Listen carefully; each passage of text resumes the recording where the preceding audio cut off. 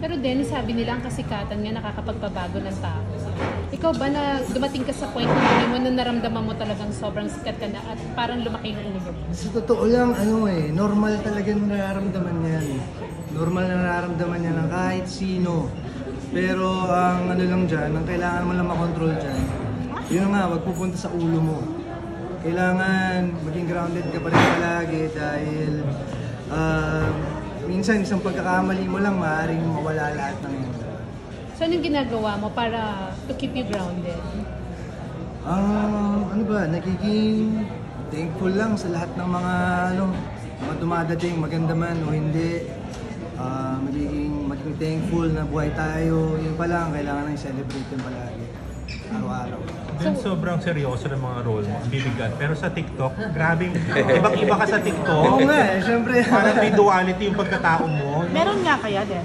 Meron nga. Lahat naman tayo may kaulitan nagkataon lang na yun, isang araw nag-decide ako na share ko din sa mga tao yung hindi nakikita nila madalas. So, para lalo na, puro seryoso yung mga ginagawa ko sa pelikula, sa TV. So, para may iba naman silang makita, yung kabilang side naman. Ano yung mas si Dennis talaga doon? Siyempre yung mas makulit. Totoo. Actually, sabi ni Juday, di ba meron kayong enkwentro ni Juday? Enkwentro talaga doon sa parada. Oo, na nag-post ka. Ikaw daw nag-approach mo. Sabi niya, ang kulit mo daw talaga. Ang witty mo raw. Well, si Juday kasi talaga, laki ng utang na loob ko dyan. Ayos naman. Nagsimula ako sa Ayos Temas. Bago pa nung may commercial pa kami na ginawa. Tapos, yung AMA College ba yun? First movie pa ba Ayos Temas? First movie ka Ayos Temas. At wagi ka doon. Wagi na siya agad. 20 years ago. Nag-American Test.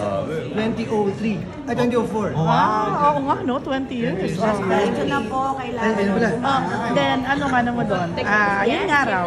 Siyempre masaya na, makita na ganun.